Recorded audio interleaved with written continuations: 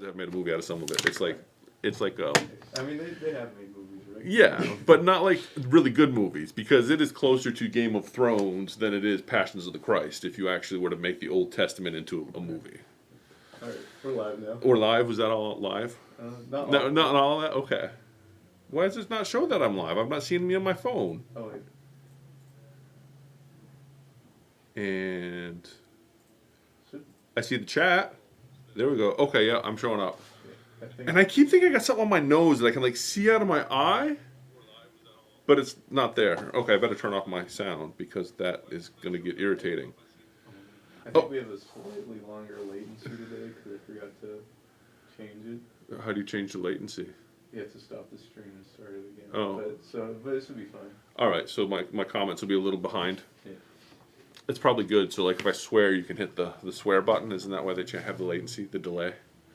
Anyway, hello all. Welcome to another episode of Sewing with Brent.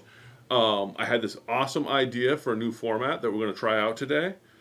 Either it's going to be awesome or it's going to suck, but it's going to be fun because one of the things as I'm trying to develop our YouTube presence more, I go through the analytics and the things that I find are interesting. For some reason, the sew-alongs do really well. But then when I get into other stuff, like last week's thing, you get comments of like, you don't talk about what you say you're going to talk about. So I have decided that instead of talking about real things, we're going to tell stories, but like historical stories you guys are going to love today. But before we get into it, let's talk about Shop News. Shop News, check out the website for classes. We are going to be doing the Flower Patch Table Runner. You're going to notice that's back on the calendar again for next Tuesday. We got to finish up the ladies that were here this Tuesday, and we have a few other people that wanted to join. So there is some spots left if you want to do the Flower Patch Table Runner next Tuesday. Sign up. It's on the calendar and ready to go. You'll also notice if you look at our calendar, Luminaires Owners Club and Intro to Embroidery are also on the calendar. We're getting some sign-ups for that. Those often will fill up too, so if you're interested in those, sign up sooner than later. That being said, I'm not going to dwell on the calendar because you're on the internet because you're watching me now. So just go to 4pinesquilting.com and check it out. New arrivals. If you've been paying attention, I've been kind of putting these up as like little 15-second reels. But we did get a new arrival yesterday. We've got this great. I'm actually going to not even show the bolt of that one, because that bolt does not do that any justice. This is that fabric. It's an ombre, and it is just a really pretty ombre. It's a great fabric. There's lots of stuff we can do with this. We're going to be probably messing around with this today. But, so that's kind of the main print there. And then to go with that, we have some of the, some nice coordinates. That's just kind of a green. This one is those same leaves, but with some color. And then we've also got some orangey yellow, which is really pretty. And then some more, another kind of multicolor. And also, because it's Moto, we have the layer cake. So if you didn't know, every time Moto does a collection, they do like 40 pieces. And 40 pieces is a lot to bring in, but they always do a layer cake. And since we ordered this far enough ahead of time, we got the layer cake. So all these are in 10-inch squares plus a bunch more. It's going to be a beautiful line. I'm not sure what we're doing with it yet. But it's pretty fabric. Come make something with it. The other layer cake that came in, I'm not sure why it's so delayed, is Meadowmere. You may recognize that name because we've got the coordinates a few months ago. That really pretty one with the butterflies that he made the vest out of. So this layer cake has a little bit of metallic. It's really pretty. I wish it would have come in with the fabric. I'm not sure why it was so far behind, but we have that now. So we also have the coordinates with that, which I probably should have picked up before I started showing this off. Oh, well, we're also talking shop news. Just getting right into this. What do you think of this? We got Brenda threw this sample together for us. This was the fabric we showed off last week. This pattern is, the pattern's a free download. If you go to our website, 4pinesquilting.com, under the Needle Star collection, you'll see the patterns there for download. Also the fabric. We will probably put kits together for this probably, but you can also just order the yardage. There's not a lot of different cuts in here. I think there's maybe 4 pieces of fabric in this. it comes out really nice. You can see it's a beautiful. The colors in it are great. It's a fun. It's a great quilt. Nice size. So we'll have kits for that available. But like I said, check out the website. You can download the pattern and take a quick look at it. Other new arrivals. Baby elephants, because everybody loves baby elephants. Do you love baby elephants, Eddie? I think they're pretty cool. You do like they're cool? Are you seeing the comments? People are saying they're just seeing a picture. Yeah, I think. You got it fixed? I mean, it's fine on my. It's fine. It's fine on mine too. Okay. Okay. Just making sure. Baby elephants. We have baby elephants with balloons, because if you don't love baby elephants, you have balloons. And if you wanted to make a quilt for 2023 that commemorates some of the great events that happened this year, we did have all the balloons that Space Force took care of for us. So you can now make a Space Force blanket with baby elephants and balloons. Am I allowed to make jokes like that? I think so. Because, one of those balloons was like a bunch of nerds. Anyway, here's some stars to go with. See, this goes with our Space Force balloon quilt. You've got some stars here to go with it. And then this one is going to go quick. This is one of those weird. That's just got some really nice kind of a ditzy print. You got bunny rabbits and bumblebees and elephants. So there's that, and I think. I don't have it here, but I think we had some pre-cuts for that. Didn't we get the layer cakes or some charms? I think we got some charm packs that go with that came in last week or the week before. Now, what I'm going to show you all, don't hate me for it. I think I can do this and get away with it because I am fairly certain the snow is gone. There might be a little bit left, but I think it's gone. So winter is over. We're in spring, and so I think it makes it all right that I've got next year's Christmas already. So this is for next year's winter fabric. And I felt bad when I opened it. I'm like, I'm just asking for trouble. You've got tractors and farms and cows, but they're all covered in snow. This is not the time of year for this. The first collection I showed you was way better because it was way happier, like more springtimey. But this is... Remember those ornaments that we used to have? With like the different animals, the sheep? And there was like ski guys. Vaguely. That was a while ago, wasn't it? Yeah. Cardinals. Everybody loves cardinals. But cardinals are... Okay, we were having this conversation the other day too. And then the other... I'll just show one more. This is all like a winter collection that came in, and I feel kind of bad about it. But question on the cardinals. You ever notice... I was having this conversation with Sarah. Okay. So you have a blue jay, right? But bluebirds also exist, right? A blue jay and a bluebird. You have crows and ravens, which are black, but you also have blackbirds. You have a cardinal, but nothing else is called a redbird. So how did the cardinal become the cardinal instead of the redbird?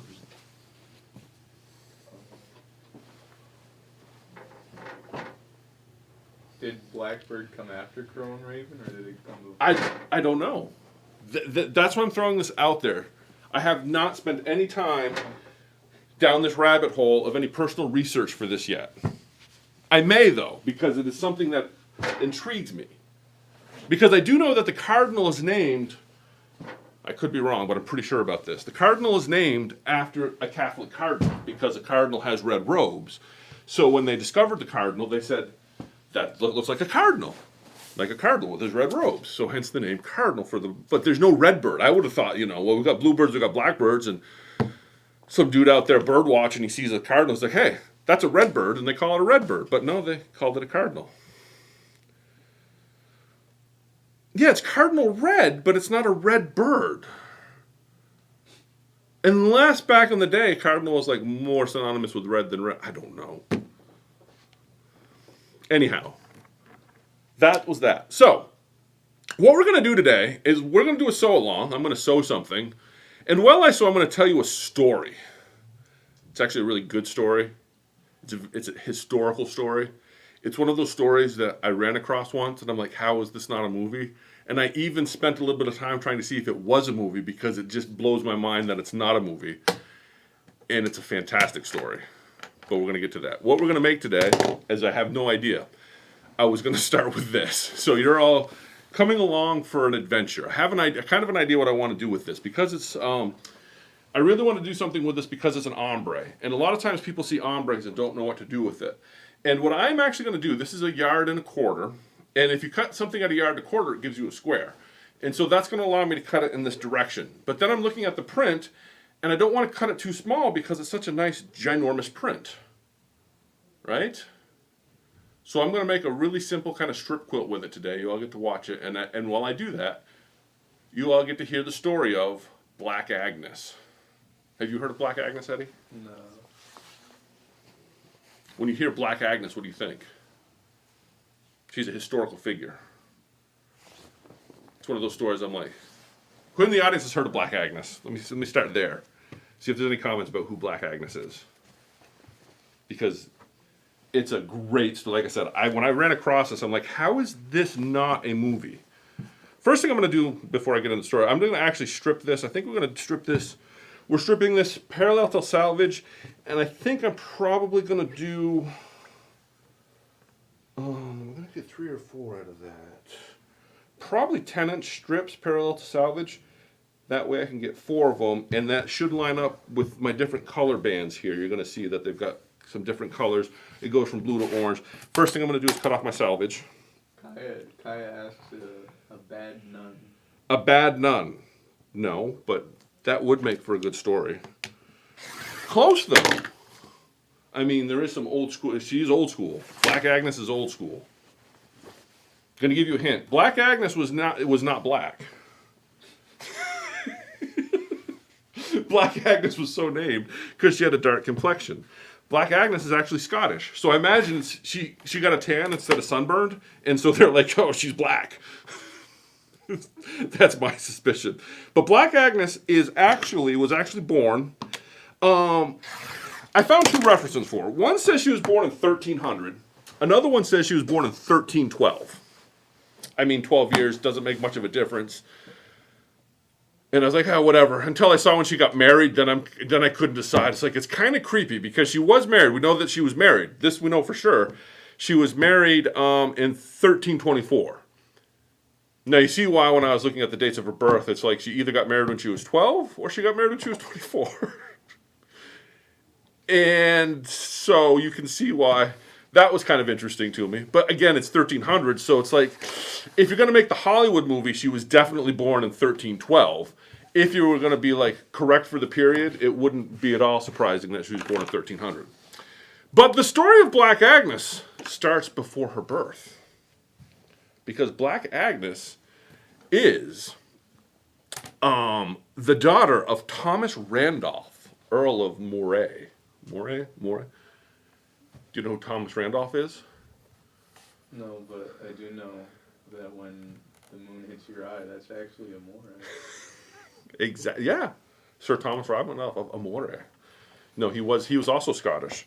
Because what surprised me about this not being a movie is the fact that Braveheart is a movie. And I'm sure if all of you are like in my age or demographic, you all saw Braveheart. You know, the Mel Gibson one. Sir Thomas Bruce. Right? Robert the Bruce. Well, Moray was actually the nephew of Robert the Bruce. All right. Yeah, I'm cutting these strips at 10 inches. So Moray is the nephew of Robert the Bruce, right? He's the Earl of something. Earl of Moray. Thomas Randolph. This is Agnes's father, Thomas the Bruce. Thomas the Bruce, or Robert the Bruce. Yeah, Robert the Bruce made history when he defeated the English at the Battle of Bannockburn. So popularized in the blockbuster hit Braveheart. All right. So far, so good. And this is what's kind of funny. So that's who Agnes's father is. So, and her father was actually an infantry commander in that battle. He was one of 3. He commanded one of the 3 infantry divisions that took out the English in the Battle of Bannockburn. And that actually was the turning tide in the first War of Scottish Independence, because there's two of them. Agnes gets famous in the second one. So this goes back to so she, her father, and then she's married. Like I said, she got married in 1324, to Patrick V, 9th Earl of Dunbar. I like that guy. Like, could you imagine he shows up? Hello, I'm Patrick V, the 9th Earl of Dunbar. Dude has a long name. That guy is very interesting. Kind of a sketchy dude. I didn't get too far down this rabbit hole. Made me wonder what was going on, because he was also at the Battle of Bannockburn. And that's the battle where, like I said, the Scottish kicked the English. Trounced them for the most part. But you know what Patrick was doing after the battle? So this is the dude that marries Black Agnes. Keep that in mind. After the Battle of Bannockburn, this is the guy that snuck King Edward, the guy that just got beat by the Scots. He snuck him out of... Is my talking making me cut things wrong? No. So Patrick IV, the 9th Earl of Dunbar, he actually is the guy that snuck Edward out of Scotland after the battle, because the English got beat, and so they're taking off. Bannockburn, they got their tails kicked, and Patrick's like, here's an opportunity to ingratiate myself with the king. Brings him into the castle, Castle Dunbar. If you look at the geography of it, Dunbar's kind of a very important castle. Sneaks him in there, gets him in there, feeds him, sneaks him out on a fishing boat, gets Edward back to England. So, you can imagine that you now got Patrick's on the wrong side of things now that the Scottish won. Makes everything good, gets in the good graces of Robert the Bruce, who's now the King of Scotland, and so then he goes and ends up marrying Agnes. Agnes, who was his second wife, who was either 12 or 24 at the time, depending on which account you believe, which resource you have. And keep in mind that the Battle of Bannockburn was fought. Okay, I gotta check this out. Was fought in 1314. Okay. So no matter how you cut it, Agnes is only 14 years old at the most by the time that's fought. Probably 2, because I'm leaning towards 1312 myself. Patrick's old enough at that point to have fought, commanded infantry, and all that. Patrick is born in 1285, so he's either 15 years older than Agnes or 27 years older than Agnes. I don't know. This is the part that I didn't get, and that's why I can't decide. See, it depends who makes the movie when it comes out, because if it's HBO, then you know that she's going to be 12 years old when she gets married. If it's Netflix, she'll probably be 24. It just depends who ends up making the movie. Anyway, so I've got these strips cut. They're 10 inches apart. What I'm going to do now is sew something in between them. And I'm trying to decide, do I want to go with the colorful in between them, like so you get like all that color in between them, or do I want to go with, where'd the green go? Because I was leaning towards the green. Any comments, Eddie? You got to keep up on the comments, because today I'm really just going at it today. All right. So there. What do you think? Colors are green. I think the green, you're going to lose the green a little bit on that one. I like the green.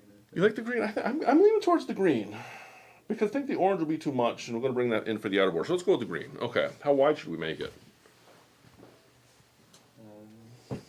What are you thinking? 2 inches? I think we cut 2.5, finishes at 2. Or do we want to go narrower? I like 2.5. 2.5 is just one of those quilting measurements that just always looks good.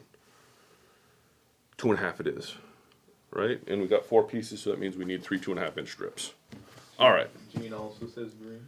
Green, okay.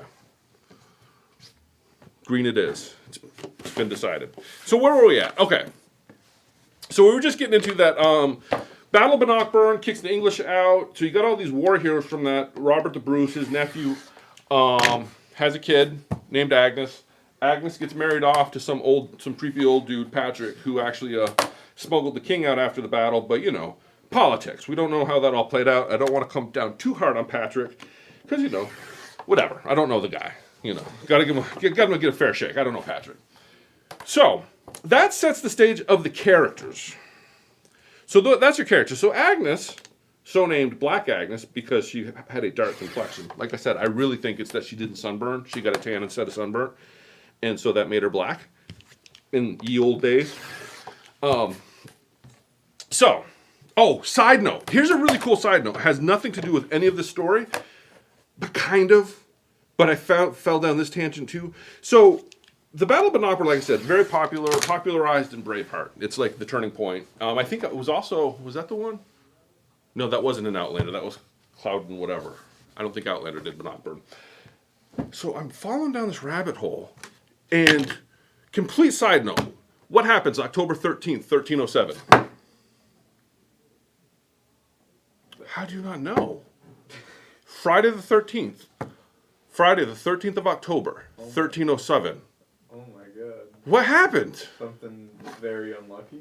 Very unlucky. If you were a Knights Templar, that was the day they actually did a coordinated effort. Imagine in the days before the internet. Like before you could pick up the phone and call somebody. Like if you wanted to talk to the guy in the next town over, you got to send somebody out on a horse to deliver a message. Somehow, on Friday the 13th of October in 1307, they coordinated enough to arrest and imprison all Knights Templars. It was like this was the day that they're just going to go arrest them all. So that was like the end of the Knights Templar. If you follow that, see, this is another movie. So when I was doing all this research, I'm like, how is this not a movie? We've got Braveheart already. This is straight out of National Treasure. If you watch that Nicolas Cage movie, because Nicolas Cage is awesome. Watch that Nicolas Cage movie, National Treasure, talks about this one.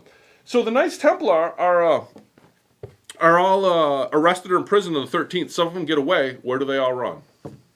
Scotland. They run to Scotland because, Scotland's kind of like the Wild West at the time, I guess.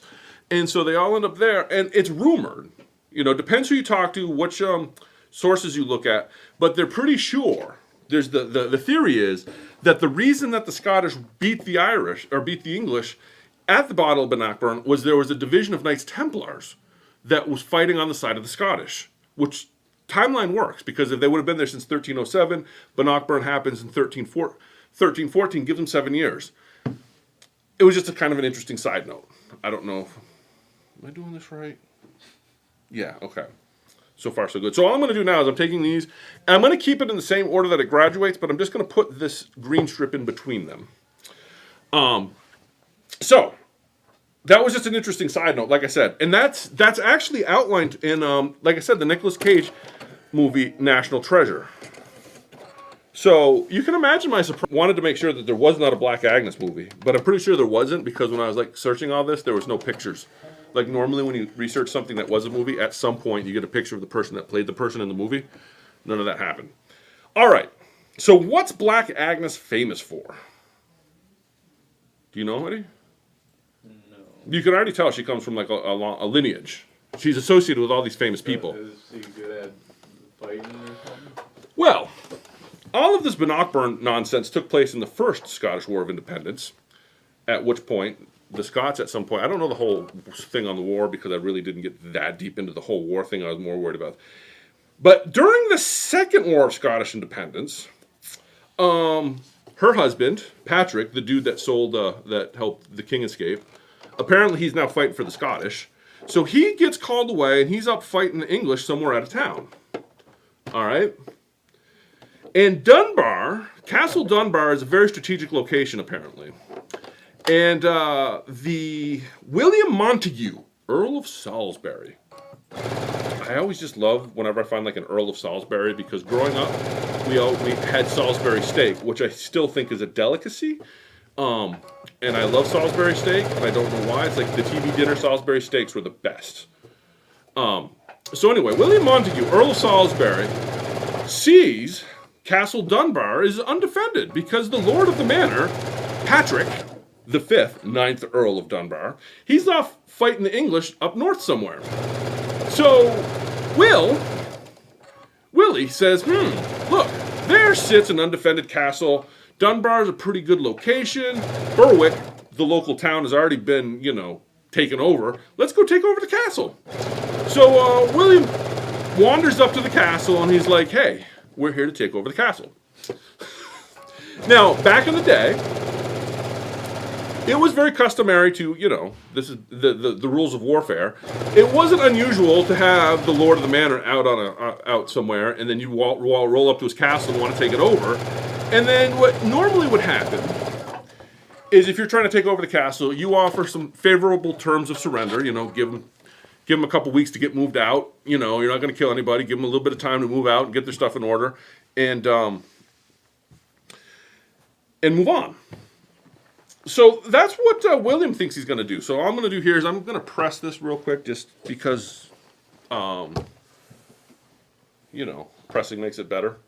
So William rolls up to the castle, and Agnes is just, she got left behind by Patrick. And so William rolls up and says, Agnes, I'll give you and your lady, I'll give you a couple weeks, get your stuff together, get moved out. And like I said, Agnes is, the daughter of, badass, and she wants none of it because she hates the English. And she's like, nope, that's not going to happen. We're going to keep the castle. And William, Earl of Salisbury, he's like, fair enough. Game on. So, what does he do? Retreats, sets up a siege. First thing he does, starts sending catapults. Gets his catapult, sets up, starts firing boulders at Castle Dunbar. And back in the days before internet trolls, I think Agnes is probably one of the greatest trolls. Because after every barrage of the catapults, she would send one of her ladies in waiting, the ladies, like if you watch Bridgerton, how all the ladies hang out in the courts in all their fancy dresses. Well, apparently, some of those gals were hanging out with Agnes while all of their husbands were away fighting. So Agnes would send, after every barrage from the catapults, Agnes would send one of those ladies out with a rag to dust off the ramparts. So, how is this not a movie? Can you see that? So these guys are like catapulting, like bombarding this castle, and in between bombardments, there's a lady that comes out and starts dusting off the castle walls. So that kind of irritated them, and they're just like, yeah, because apparently it was a well-made castle, so it didn't do anything. I'm just squaring this off, so when I attach the next one, it all kind of looks right. So, catapults aren't working. What's the next thing you do after catapults don't work? You're in a siege. You want to just win the war quick. Ram? Battering ram. Exactly. So they're like, okay, the catapults aren't working. Let's get the battering rams out. So they line up the rams and they start hitting the castle. It's actually called the sow or a sow? Sow. What's a female pig called? Is it a sow? Yeah, sow. That's what it was called. I was reading it and I ran across it, and the ye old Earl of Salisbury got out ye old sow to attack the gate. I'm like, what the heck's a sow? I thought that was a pig. And there's actually some weird pun that she apparently says. See, a lot of this I think has also been kind of blown up over time, like some of the quotes that come out of this. I can't remember what the sow quote was. But anyway, they get the sow out, which is basically a battering ram. You ever see the movies of the battering ram that has like a roof on it? That's what the sow is. It's like this battering ram. It's got this giant roof on it so they can run up to the thing and they don't have to worry about getting shot with arrows or anything. So Agnes, what she had done, while her lady was out dusting off the ramparts, they were collecting all the boulders and rocks that they were throwing with the catapults and putting them up on the wall. So when they attacked with the sow, all of the rocks that they had just thrown at Castle Dunbar got dumped on the battering ram. So that brought that portion of the siege to an end. All right. So we've tried the battering, So now they're like, okay, and by the way, this all started in January 13th, so this is like the middle of winter when all this is happening. So they're like, okay, obviously we're not going to take this place by force. Why don't we wait them out? Because, the way that sieges worked back in the day, the idea was if you could, you would try to take it by force if you thought it was easy, which is obviously they thought it was easy, and she just proved that all wrong. But if you couldn't do it, the problem with a castle back in the day is there was no Walmart. So what's going to happen after a couple, you're not going to go, you can't go grocery shopping. You're going to run out of food. You're going to run out of water. And so their thought was, Agnes has proven herself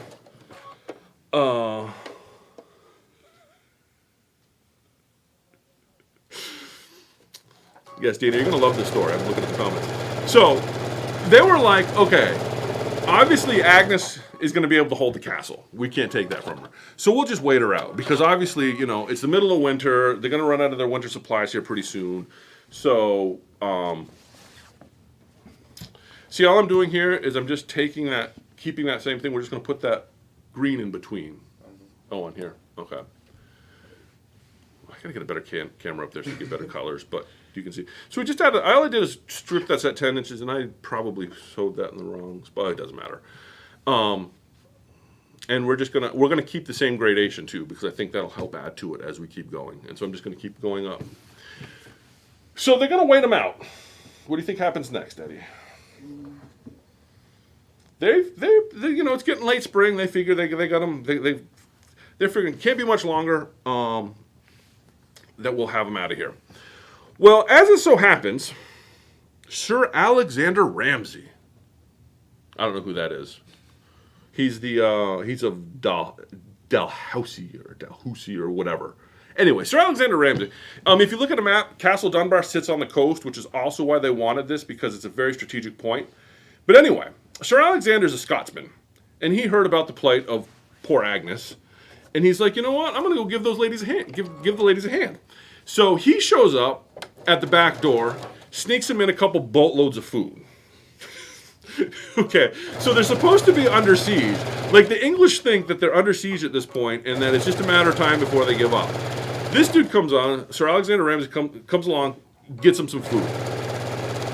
So, and this is what made Black Agnes legendary to me. Like, defending against the catapults and the dusting of the ramparts, I thought that that's pretty good. That I can get behind that. Using the English's own barrage against them on their battering ram, that's good.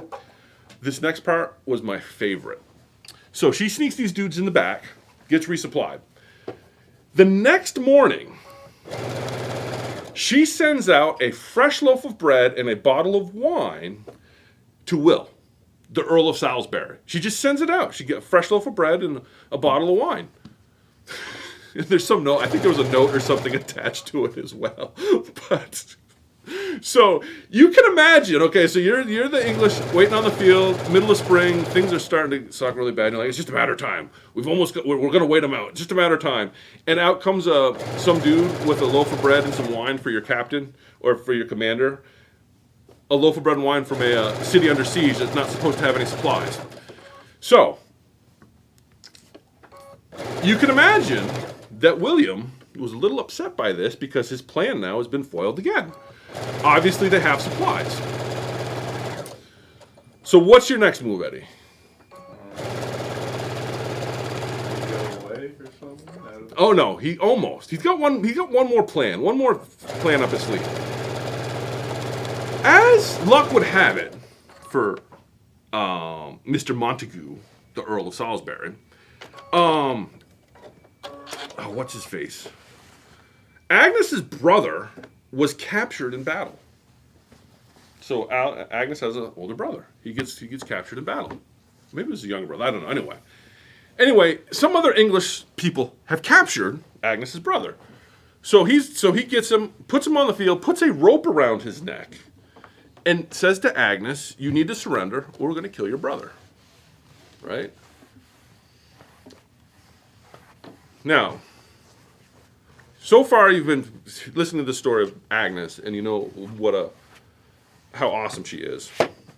What do you think her response to that was?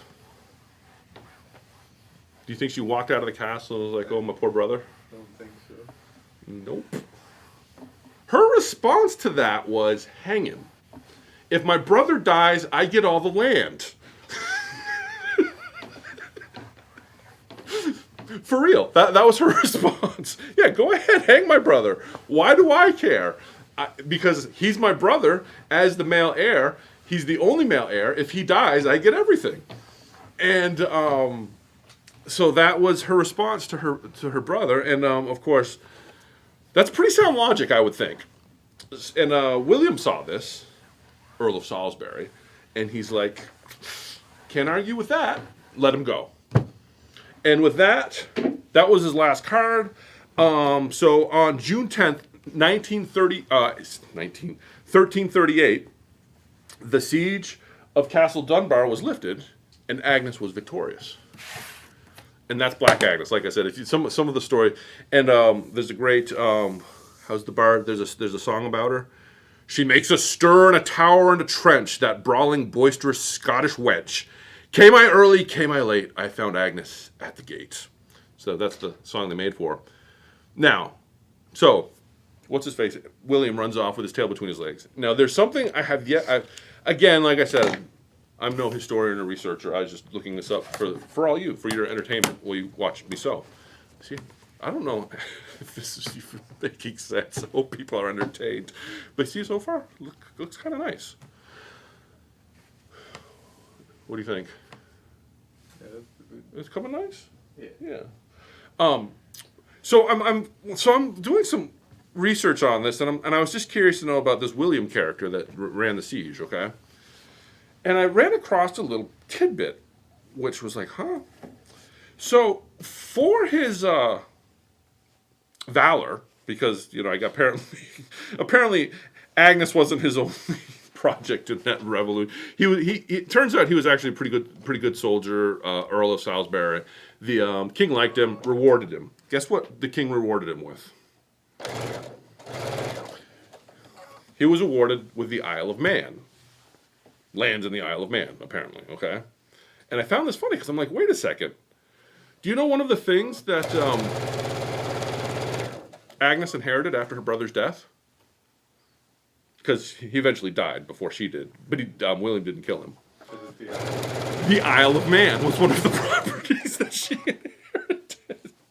And I thought that was funny because I really I don't know, I haven't gotten too far into the history because, like I said, you start falling down the rabbit hole of, like, history, especially Scottish history. It's fascinating, and I didn't have the time, nor I have no idea where I even begin to look to find out how that played out. Because William, like I said, it clearly states that he was awarded as one of his things for being for his participation in the war. He was awarded the Isle of Man, but it also clearly states that the Isle of Man were part of the lands of Agnes of Dunbar, or Black Agnes, that she inherited. Rhonda says you might be... What's that? Rhonda says you might be sewing on the wrong side. And Rhonda is 100% correct. Thank you, Rhonda. Because I needed to sew on this side. So people are paying attention. I'm just not sitting here talking to myself. We'll ignore that for now. And just sew this one. Oh, we only needed 3 anyway. We cut 4, so we can ignore that for a second. Thank you, Rhonda, for pointing that out. Because you are 100% correct. Because I looked at that like 3 times before I sewed on the other one. Here. We'll throw that on there. So that's the story of Black Agnes. Like I said, it was when I read it, first time I ever read that, I'm like, that is crazy. And then I was like, why isn't there a movie about this? And to my knowledge, there isn't one. If somebody knows if there's a movie, please let me know. I would love to watch it. And it's one of those. She's on my list of people, like, when they say, if you could have anybody that come to dinner, any historical figure come to dinner, who would you like to meet? She's totally on that list. Because I bet she would be a hoot at parties. The level of how she just mocked the English while she was holding off the castle, it was just fantastic. But I also think the Scots back in the day were just crazy. You know something interesting too? Something I ran across while I was doing this was if you start to study like political theory and all that sort of stuff, you'll notice with not political theory, but like economics and stuff. You see a lot of Scottish, like John Locke was Scottish. You see a lot of Scottish and religious writers that did a lot of the early thinking for the Enlightenment. And the reason being is there was actually a Scottish custom. It was very customary in Scotland that everybody learned to read and write. And that's why a lot of your early Enlightenment thinkers were actually Scottish, because they're one of the very few ethnic groups, I don't know is the right word for it, that actually encouraged and wanted everybody to read and write. And by making sure that everybody could read and write, that also led to them you saw a lot more of intellectual stuff coming out of there, which is why you get a lot of when you start looking at old, like I said, theory. They tend to be either Jewish or Scottish because those would be the two groups that made sure everybody could read, including women. That was the other thing that was very specific, not specific to Scotland, but very unusual for the time as well. Is not only did they want everybody to read and write, they also wanted their girls to read and write, and I thought that was interesting. Because that was one thing I always noticed. Like you start looking at, the great Scottish philosopher. Well, the reason you see a lot of them from like the 16 and 1700s is because they're as a culture they tended to be more educated with reading and writing. Did you know that, Eddie? No. Yeah, that's why it's important to learn how to read and write, so you can write books. And sometimes I think that we just listen to, like, people would write a book and just because it was published, it was a good idea. Because there's some stuff you read and like, why did people believe this craziness? What do you think so far? What do you think? I like the green. Yeah. What are the thoughts so far? Yes. It looks good. So then we're going to put another one on. Well, that was all I had for a story, and I can keep sewing, but you can all kind of see the direction I'm going with the sewing. And I'll actually, part of this I'm also going to try and do and be better about this is have this done for next week so you can see what it looks like when we're done. All we're going to do to finish this probably is I'm going to put another strip between this one here. We're going to put another strip here. And then I'm probably going to take the same green, run an inner border 2.5 inch around it, and then put an outer border on it and call it done. It's not going to be super complicated, but because of the colors in it, I think it'll be really pretty. The real trick is what I put for an outer border to make this all come together, but we'll figure that out. But with little luck, we'll have this done for next week so that you can all see that. What do you think, Eddie? I think it looks cool. I like the fabric. You like the fabric? And I don't have anything else on Black Agnes. I mean, that was the story of Black Agnes. Like I said, it's a deep story. If you're really into history, it's a lot of fun. It was, like I said, it was hysterical to me because, I mean, can you imagine that? Just some lady sitting up on the ramparts with a big FU, and you're like the Earl of Salisbury. It's like, this should have been an easy job. It should be like an old school Mel Brooks movie. Would be funny. Anyway. We'll finish this up for next week so you can all see what that looks like. And if you liked story and sewing time, maybe we'll try this format more. I enjoyed researching for it. It was kind of fun. And because we can have some fun telling the story, I don't have to be as precise with my knowledge. Like I feel sometimes if I'm researching like stuff about fabric and I get it wrong, I'm sending you all down the wrong path. This is history. If I get it wrong, you saw it on the internet, so it doesn't mean anything. Right. Anyway, that's all I've got for today. Like I said, check out, these should be on our website. I want to say it's going to be $12.95 a yard for this stuff here. All the fabric that I showed you today, if it's not up yet, it will be before the day's out. Fabric, like I said, is going up to like $12.95 a yard. I've been trying to keep it down, but we're looking at it's getting up there. Aurafill is getting expensive. We got some Aurafill in the newer, and as we get newer stuff in, it's going to go up. So if you want cheap Aurafill, buy it now before I start restocking because it's going to go up in price. And that also brings me to another kind of a side note. One of the things that I'm also starting to see more of is more of the vendors are trying to enforce more of their minimum advertised pricing type stuff. So, for example, I cannot list for like a Tula Pink fabric online for less than a certain price. And what you're going to find is most of the prices online should probably stabilize. You're going to find them all the same. Check your local stores because what you're going to find, for example, us, if I sell it to you online, I have to keep it at that minimum price. You come into the store to buy it, well, I don't have any of the,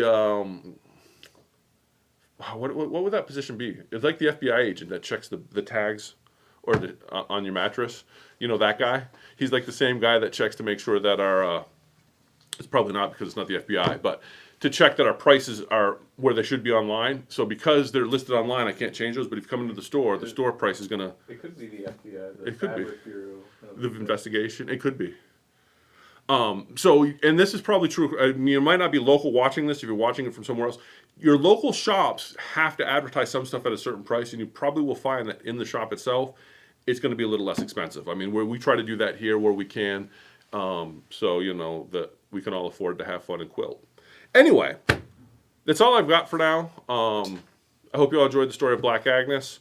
And like I said, we'll have this quilt hopefully finished for next week so you can see what that looks like. And we'll be back next week, maybe with another story. I don't know if people like the story format, let me know. If not, we'll find something else that works. Anyway,